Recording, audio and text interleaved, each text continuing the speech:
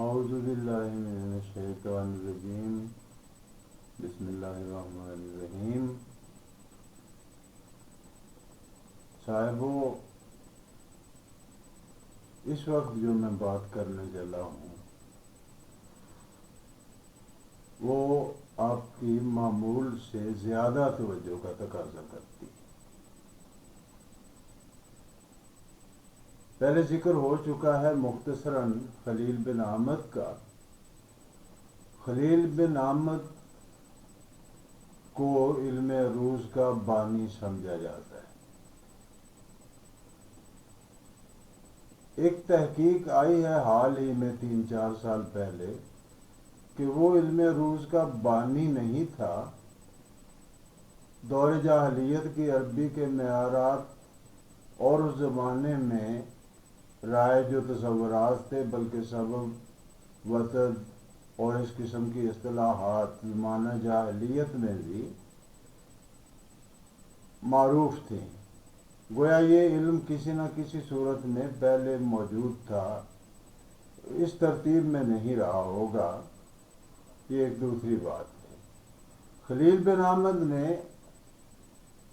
اب اس بات کو اگر تسلیم کر بھی لیا جائے تو بھی خلیل بن احمد کی اہمیت اور اس کی محنت اور اس کے کام کی اہمیت ضائع نہیں ہوتی، نہ اس میں کمی واقع ہوتی ہے۔ اس نے یہ کیا کہ 2-3 چیزیں ہیں۔ ایک تو اس نے بھولے بسرے علم کو زندگی دی، دوسرا اس نے یہ کیا کہ اس کو سائنسی طرز استدلال پر اور سائنسی طرز اطلاق پر لا کے تو ایک باضابطہ طور پہ اس کو علم کی شکل دے دی۔ جو کچھ بکھرا پڑا تھا اس سارے کچھ کو جمع کیا اور پھر ان کی ایک ترتیب دے کے بحروں کا مطالعہ اپنی جگہ اور اس بحروں کے گروپ اس نے بنا کے تو یہ دیکھا کہ جی ہم ان سارے کے کچھ مراکز بن جاتے ہیں یا کچھ بھور بن جاتے ہیں جن کو میں چھیڑا جائے یا وہ بھور پیدا کیے جائیں تو وہ اس میں سے بحریں نکلتی ہیں۔ اس کو اس نے دائرے کا نام دیا اور باقاعدہ طور پہ دائرے بنائے۔ وقت آتا ہے تو ہم دائرے بھی پیش کریں گے۔ تو یوں خلیل بن احمد کو اگر بانی نہ بھی مانا جائے تو اسے مجدد ضرور تسلیم کرنا پڑے گا۔ یہ بات بھی ہو چکی کہ مکے کا شہر کا نام کسی زمانے میں عروس تھا۔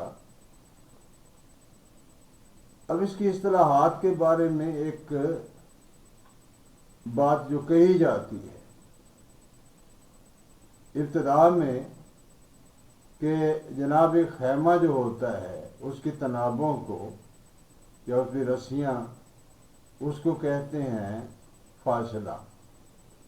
چھوٹی رسی کو فاصلہ صغرا، بڑی رسی کو فاصلہ کبرا، اور وہ جو کیل ٹھوکے جاتے ہیں، قلعے ٹھوکے جاتے ہیں زمین میں، ان کو وتد کہتے ہیں۔ قرآن شریف میں بھی آیا ہے فرعون کے حوالے سے ذو الاوتاد، کیلوں والا۔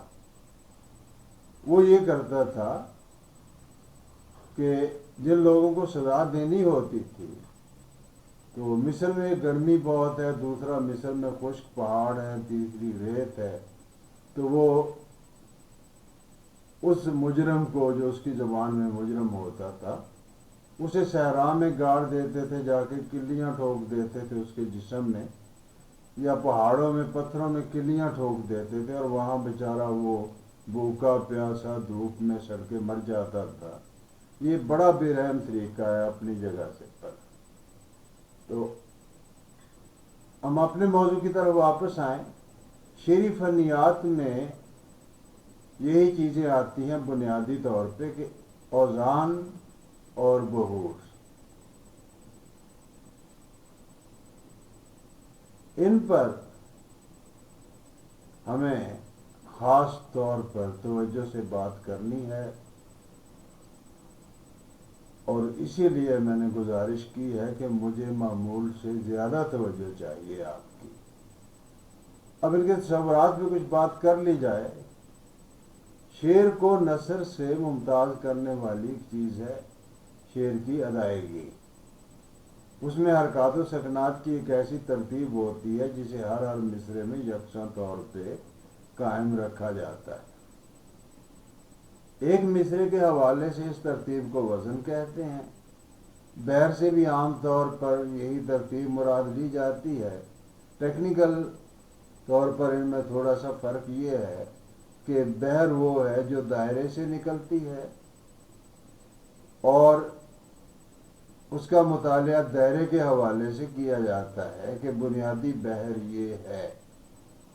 اب پھر جب وزن کا مطالعہ کرتے ہیں ہم تو وہ مصرے کے حوالے سے مطالعہ کرتے ہیں، یوں حوالے بدل جاتے ہیں۔ ایک چیز کو اس کی جڑ سے دیکھیں تو وہ بحر ہے، اور اس کو اوپر سے دیکھیں تو وہ وزن ہے۔ اوزان، ارکان، بحور، ان کی املاء بڑی خاص ہے۔ مثلا فاعلات، مفاعیل، فعول، فاعلات وغیرہ۔ تو یہاں میں آپ کو سارے ارکان ایک بار بتا دیتا ہوں۔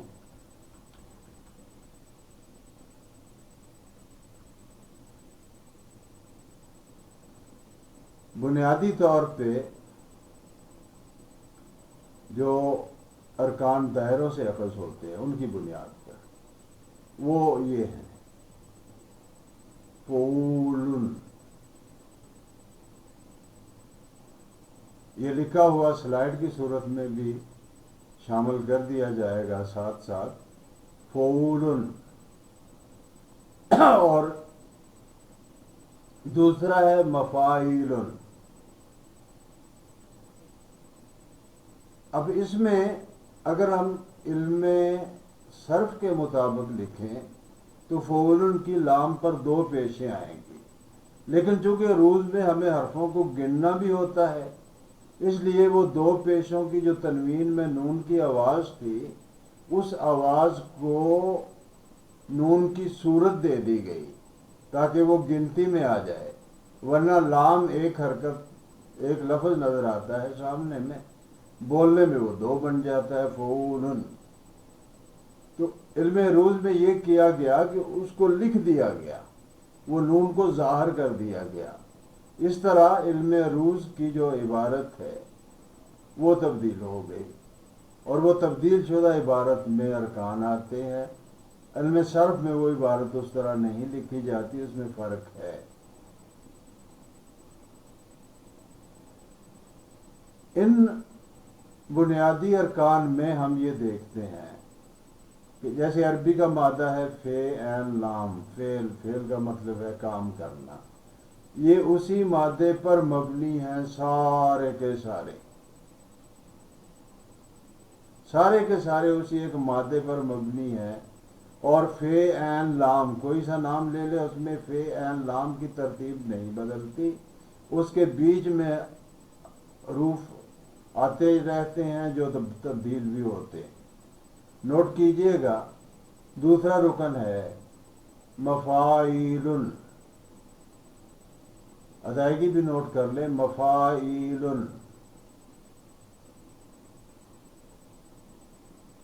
تیسرا رکن ہے فاعلات، فاعلات۔ چوتھا رکن ہے فاعل۔ پانچواں ہے مستفعل، مستفعل۔ اور اس سے اگلا وزن چھٹا وہ ہے متفاعل، متفاعل۔ اس کے بعد آتا ہے مفاعلتن، اس کو مفاعلتن پڑھ لیں تب بھی ٹھیک ہے، مفاعلتن پڑھ لیں تب بھی ٹھیک ہے، دونوں طرح درست ہے۔ بعض احباب کہتے ہیں کہ مفاعلتن بھی درست ہے۔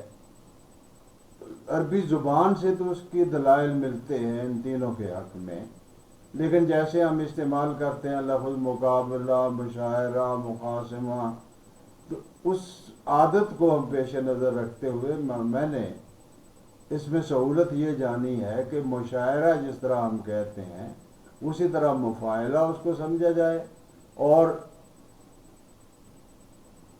وہ گول آخری جو ہے وہ گول تے ہے دراصل جس پر تنوین ہے پیش کی صورت میں، تو وہ پھر مفاعلتن عبارت بن گئی اس کی، مفاعلتن۔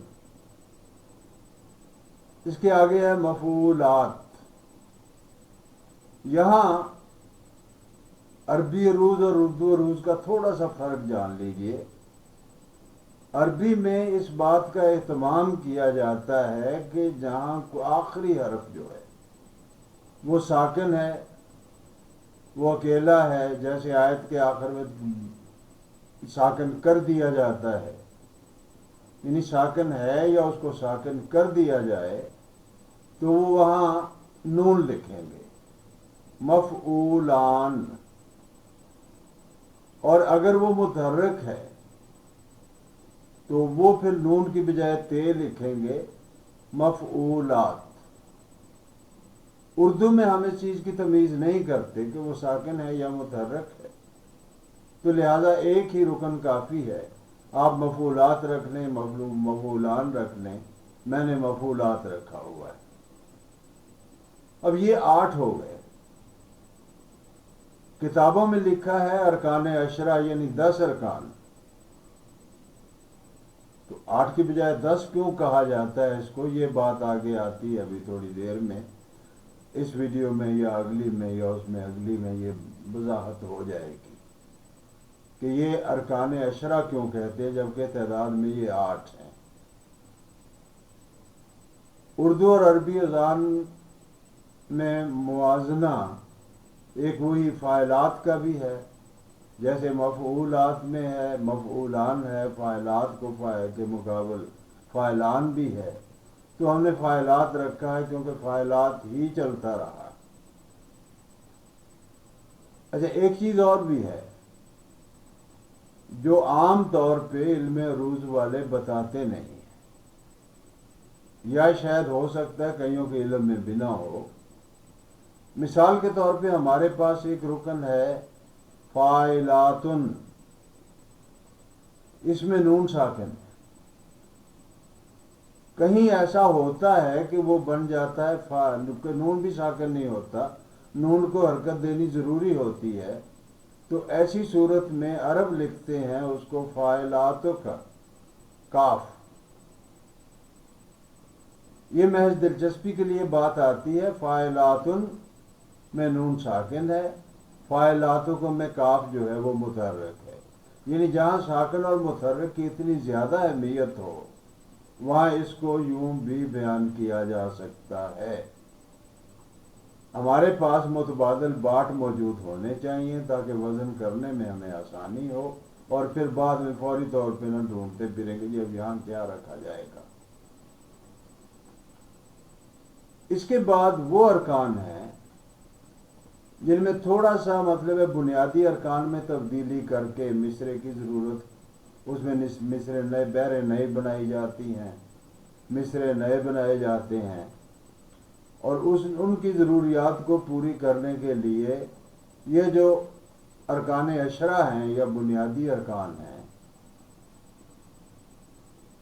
ان میں بھی ایک کا اضافہ کیا جاتا ہے۔ یہاں عروض کا ایک قاعدہ اوزان کے حوالے سے پہلے سے موجود ہے کہ کسی رکن کے یا تو 5 حرف ہوں گے یا پھر 6 ہوں گے۔ ایک ہے فعلن والا، اس میں 4 بھی ہیں، باقی سارے 5 ہیں یا 6 ہے۔ مثلا فعلن 4 حرفوں کا ہے، مفعول 5 کا ہے، مفاعیل 6 کا ہے، مفاعیلن 7 کا ہے، مفعولن 6 کا ہے، اور فاعلات یہ 7 کا ہو گیا، فاعلتن ان کی گنتی کر کے دیکھ لیں، یہ 6 کا ہو گیا، اور مفاعلات یہ 7 کا ہو گیا، مفاعلن 6 کا ہو گیا، اور فاعلان یا فاعلات، یہ بھی 6 کا ہو گیا، یہ پہلے آ چکا ہے، اور فاعلتان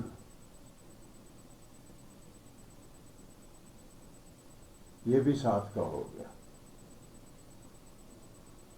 اس کی جگہ پہ مفتعلات، مستف نہیں، مفتعلات بھی مروج ہے، فاعلتان یا مفتعلات، یہ ایک ہی بات ہے، دونوں میں سے کوئی بھی استعمال کر لے تو وہ درست ہوگا۔ اگر بعض صورتوں میں ایک مسئلہ آیا تھا دراصل سامنے ماضی میں، ایک بندے نے شعر کہا،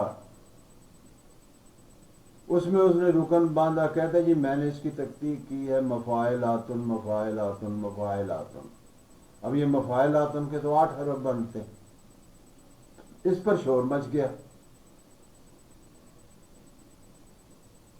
صاحب غزل کا موقف یہ تھا کہ فاعلاتن ہمارے پاس موجود ہے، ہم اپنی ضرورت کے مطابق اگر اس سے پہلے میم لگا دیتے ہیں تو اس میں حرج ہی کیا ہے، کہ یہ چیز کوئی آسمان سے اتری ہوئی تو ہے نہیں کہ اس پہ کفر لازم آئے گا، تو لہذا میں نے تو کر دیا فاعلاتن۔ اعتراض کرنے والے صاحب کا کہنا یہ تھا کہ صاحب مفاعلاتن وزن ہی کوئی نہیں ہے، آپ فعول فعلن کر لیں، تو بات پھر وہی ہے کہ اگر بنیادی اوزان بنیادی ارکان دیکھے جائیں تو مفاعلاتن اس میں نہیں ہے، تو اس میں فعول بھی تو نہیں ہے، فعلن بھی تو فعلن ہے تو فعول بھی نہیں ہے اس میں، تو پھر بات تو وہیں چلی گئی کہ جب ہم نے غیر موجود جو ارکان ہیں ان کو استعمال کرنا ہے تو پھر ایک مفاعلات استعمال کر لینے میں حرج کیا ہے۔ باہر کیف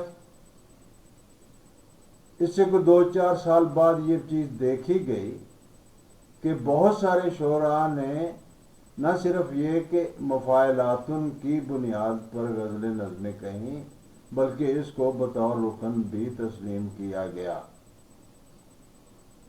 میری ایک ماہر علم روح سے بات ہوئی تو انہوں نے کہا کہ جناب یہ دائرہ توسیہ کا رکن ہے مفاعلاتن، اور اس کا جو ہے اختراع کرنے والا اس کا نام ہے فردوسی توسی۔ ان کو دراصل مغالطہ ہوا ہے، فردوسی ایک شخص ہے، توسی دوسرا شخص۔ فردوسی توسی کوئی شخصیت نہیں ہے، بہت کوشش کی دائرہ توسیہ کو تلاش کرنے کی، کوئی نہیں ملا۔ پروفیسر غضنفر نے اس بحر کا نام رکھ دیا بحر مرغوب، مفاعلاتن پر اس نے مسئلہ ہی حل کر دیا سارا، کہ آپ خواہ اس طرح بحث نہ کریں، مفاعلاتن کو قبول کر لیں۔ اب تیسری چیز آتی ہے شاذ ارکان، یعنی وہ ارکان جن میں جو پورے رکن نہیں ہے، دراصل میرا کہنے کا مطلب یہ ہے، یہ اجزاء ہیں۔ سبب خفیف سبب ثقیل کی بات تفصیل سے اگلی ویڈیو میں کرتے ہیں، تو اس کے مطابق یہ ارکان جو ہیں وہ فا یعنی دونوں متحرک، فا پہلا متحرک دوسرا ساکن، یہ دوسرا رکن ہے۔ اس کو فا جو ہے اس کو روایتاً سبب خفیف کا سبب ثقیل کہا جاتا ہے، اور فا جو ہے فے الف فا وہ سبب خفیف ہے، اور یہی سبب خفیف جو ہے اس کو ہجائے بلند بھی کہتے ہیں۔ اس کے چارٹ آ جائیں گے سامنے، میں بنا رہا ہوں تو وہ بھی آپ کو پیش کر دوں گا۔ اب ہجائے بلند کے مقابلے میں ہجائے کوتا ہے، یعنی ایک اکیلا حرف، وہ نہ ساکن ہو یا متحرک ہو، وہ کسی سبب خفیف کا یا ہجائے بلند کا حصہ نہیں ہوتا۔ آگے پھر 3 حرفوں والے 2 آتے ہیں، فا اور فعو۔ پہلا سبب وسط مجموع ہے، دوسرا وسط مفروق ہے یعنی ایک ہجائے بلند اور اس کے بعد ایک ہجائے کوتا جب آیا تو وسط مجروح بنا، اور جب ایک ہجائے کوتا پہلے آ گیا اور ہجائے بلند بعد میں آیا تو وہ وسط مفروق بنا، وسط مفروق۔ ایک رکن فعلن کو بگاڑ کر ہم نے بنایا تھا فعلن۔ اس میں ایک مسئلہ تھا کہ فعلن اور فعلن کی ادائیگی پہ آ کے نیا بندہ بالکل ہی پھنس جاتا ہے کہ بھی کہاں فعلن ہے کہاں فعلن ہے، اور فعلن کو ادا کرنا بھی مشکل ہے۔ تو میں نے تجویز پیش کی، دوستوں نے پسند کیا اس کو، تو پھر میں نے اس کو شامل کر دیا ہے عروض میں۔ میں نے فعلن کی بجائے فعلت کر دیا اس کو۔ عربی میں بھی اس کے معنی بنتے ہیں، لیکن عربی کے معنی میں ہم جائیں گے نہیں اس وقت۔ یہ فاصلہ صغرا ہے، فعلت، فعلن بھی اسی کو کہا جاتا ہے۔ تو مجھے روانی میں فعلت جو ہے وہ زیادہ اچھا لگا، تو میں نے فعلن کی بجائے فعلت استعمال کر دیا۔ فعلن میں فاعلن کا شبہ گزرتا ہے، یہاں کم از کم ایسا کوئی شبہ نہیں گزرتا۔ پھر ایک اور چیز ہے جو ہمارے ہاں صرف اردو میں پائی جاتی ہے، وہ عربی میں نہیں ہوتی، فارسی میں البتہ موجود ہے۔ اس کے لیے ایک جز چاہیے تھا، وہ میں نے متعارف کرا دیا ہے، وہ ہے فعول۔ فے متحرک اکیلا حرف ہے، عین اور واو جڑے ہوئے ہیں، یہ سبب خفیف ہو گیا، اور لام پھر ہجائے کوتا آ گیا۔ ٹیکنیکلی اس کا نام مرار ہے۔ مرار میں نے ہندی عروض سے لیا، اس کو اردو عروض میں شامل کر دیا ہے۔ اس وقت تک ہم نے ارکان کو دیکھ لیا ہے، اب ہم یہ دیکھ لیتے ہیں کہ وہ ان ارکان پر پورے اترنے والے الفاظ کیا ہمارے پاس شعر کے باہر بھی موجود ہیں۔ اگر شعر کے باہر موجود نہیں ہیں تو شعر کے اندر موجود رہے ہوں گے۔ فی الحال جو شعر کے باہر موجود الفاظ ہیں ہم اگلی لیکچر میں اس کے متعلق بات کریں گے۔ فی الحال اجازت دیجیے، فی امان اللہ۔